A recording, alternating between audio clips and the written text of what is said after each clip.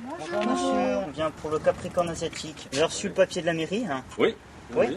Alors on va faire une prospection dans votre jardin. Écoutez, je vous en prie. Merci. Ça va. Allez-y. Cela fait 2 mois que ces techniciens mandatés par la préfecture de Haute-Corse prospectent dans les jardins des particuliers. Ils inspectent les tilleuls, les platanes, les mûriers et d'autres arbres à bois tendre menacés par un nouvel insecte, le capricorne asiatique.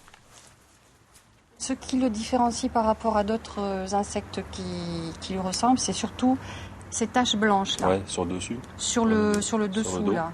Ouais. Donc vous voyez quand même c'est un insecte, je vous le... Ça fait quand même 2-3 cm, 2 cm facile. Ouais. Ce particulier a de la chance, il n'y a pas de capricorne asiatique dans sa propriété. Si l'insecte est présent, il faut abattre, broyer puis incinérer l'arbre. C'est le seul moyen de lutte efficace pour empêcher la prolifération de l'insecte. Nous, à la limite, on l'aurait peut-être pas découvert tout de suite. Enfin, je parle des particuliers. Là, on a été sensibilisé par courrier déjà.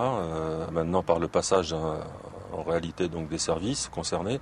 Moi, je trouve que c'est très bien. Hein. C'est très bien. Ça peut nous aider à sauver nos arbres, à éviter que ça se propage en plus, surtout. Donc, on peut qu'encourager ce genre d'initiative. Et le capricorne asiatique, le voici, il peut mesurer jusqu'à 3 cm. Ses antennes sont rayées et teintées de bleu clair. Les autorités comptabilisent 10 foyers d'infestation. 33 arbres ont été abattus depuis la fin du mois d'août.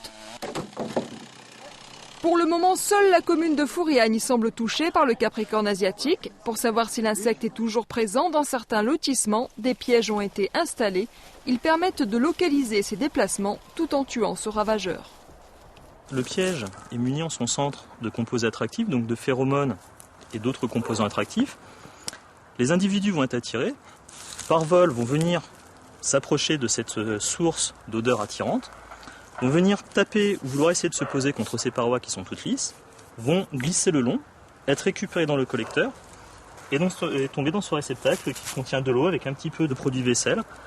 Donc réceptacle final dans lequel ils vont se noyer et c'est cette partie-là qu'on va relever tous les 15 jours pour contrôler si le piège est efficace et s'il a capturé des individus.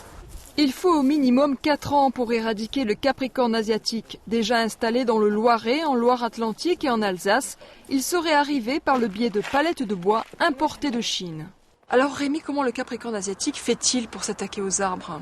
Alors en fait, donc, la femelle va arriver en volant, va rechercher un arbre qui présente un intérêt pour elle, va se poser sur le tronc, arpenter l'arbre, le tronc, les principales charpentières.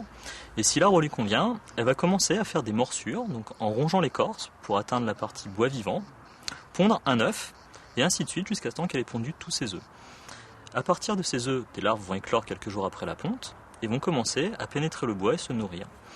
Et pendant 1 à 2 ans, les larves vont se développer dans le tronc, se transformer en adultes. Et ensuite, les adultes ressortiront par des trous de sortie circulaires d'1 centimètre de diamètre de l'arbre, iront s'accoupler et les femelles à nouveau voleront pour rechercher des arbres attractifs. Donc soit en restant sur le même arbre, tant que cet arbre-là présente un intérêt, soit sinon en migrant par vol sur un autre arbre. Le capricorne asiatique menace également les prunus, les arbres fruitiers à noyau dur. Nous avons rencontré des arboriculteurs qui n'étaient pas au courant de la présence de ce ravageur. Pourtant, leurs exploitations sont situées à une dizaine de kilomètres de Fouriagne. Je ne connais pas du tout cet insecte. Bon, je sais que nous, ici en Corse, on a un capricorne qui est endémique, mais c'est la première fois que j'entends parler de celui-ci et je n'ai aucune idée des dégâts qu'il peut provoquer sur mes cultures. Alors, Monsieur Tégédor, on a rencontré quand même quelques producteurs qui n'étaient pas au courant de la présence de cet insecte et qui apparemment voudraient en savoir plus parce que, bon, évidemment, c'est une source d'inquiétude. On a alerté les organismes professionnels de cette présence. Bon, après, maintenant, on n'est pas effectivement passé chez chacun pour l'en informer. Pourtant, c'est quand même important puisque les producteurs de fruits, c'est quand même leur source de subsistance. Alors, parce que d'abord, on n'est pas dans une zone où c'est le problème majeur. On n'a pas d'arboriculteurs sur Fouriagne et sur Bigoulia. Et ensuite, c'est un insecte qui ne s'attaque pas aux agrumes. Et il y a des pêchers pas très loin. Il y a des pêchers pas très loin. Alors, par contre, c'est un capricorne qui s'attaque à tout ce qui est arbre fruitier. Hormis les agrumes, hormis les oliviers, hormis les châtaigniers. Mais c'est effectivement, on peut avoir ce type de problème. Un type de problème qui concerne déjà certains pépiniéristes au sud de Bastia. Ces plants ont été consignés par l'administration. Pour le moment, leurs propriétaires ne peuvent pas les vendre. Ces arbres appréciés par le capricorne asiatique sont mis de côté. Il s'agit d'une mesure préventive. La lutte contre ce ravageur repose sur la participation de tous, les particuliers comme les professionnels.